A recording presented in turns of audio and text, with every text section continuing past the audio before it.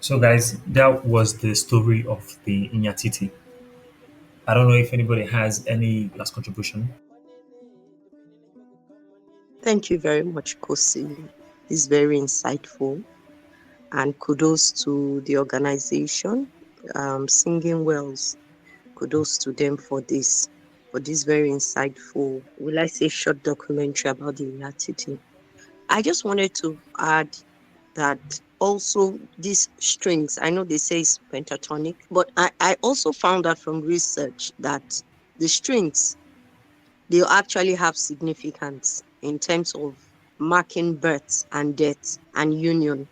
Because of the role that the Nyatiti takes in the Luo people, it was believed that the reason why he had 8 strings was that the 4 lower strings, which are higher in pitch, they actually represent the first 4 days after a child is born, while the upper 4 strings, which are lower in pitch, they represent the 4 days after a death, after someone dies. So they have that symbolic 4 days before birth, 4 days after birth, 4 days after death for the 8 strings in signifying life and death.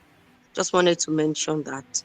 And then also they also have this all night performance that comes with the Nyatiti, chanting, singing, and playing through the night. And then when the day breaks, whoever stays and has the highest audience is the one that is now giving the honor in the community. So those were traditional significance of the Nyatiti among the Luo people. I know that quite a number of things have transformed what we watched and the story behind the documentary. I'm sure that quite a number of things would have been transformed, would have changed over the years.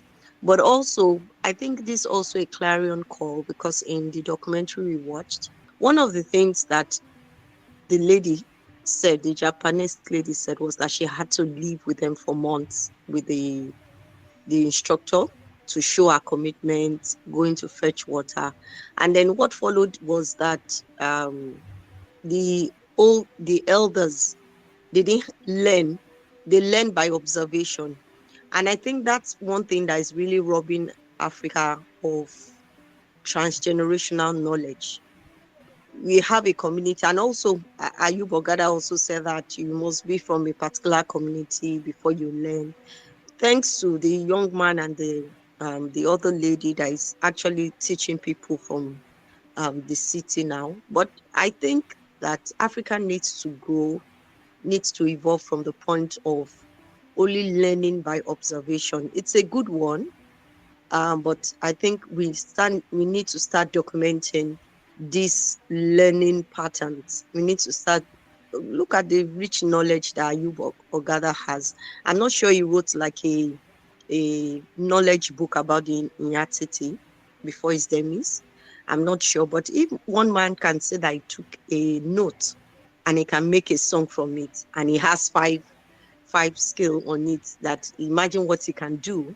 So it's just my own appeal to say that there's really a need, there's a clarion call also from the library to say that it's very urgent now that Africa starts to document the older knowledge, the knowledge from the older generation, so that it can be passed on from generation to generation, even if people are not in the same community or if people are not in the same place per time or irrespective of the generation they belong to.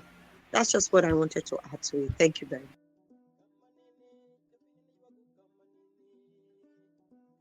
Thank you so much, Anu. Thank you for mentioning that traditional significance that we might have missed earlier in the composition, and also your thoughts about the transfer of knowledge from generation to generation in African communities. Yeah, I think that's a very important aspect of documentation, just calling on everybody to do their best in documenting. So thank you so much for sharing that, Adano. And also thank you, Muyo, for your contribution in the discussion. Thank you, everyone, for attending today's instrument discussion. Looking forward to the next session. See you soon. Kamanene, kapinene yuaku kamanene. Kamanene, kapinene yuaku kamanene. Kamanene, kapinene yuaku kamanene. And please do not forget that this episode was brought to you by the African Music Library. Subscribe to our podcast on Just Play Music and follow us on our social media at AML by Just Play. Thank you for tuning in. Kamanene, kapinene yuaku kamanene. Kamanene, kapinene yuaku kamanene. Kamanene, kapinene yuaku kamanene.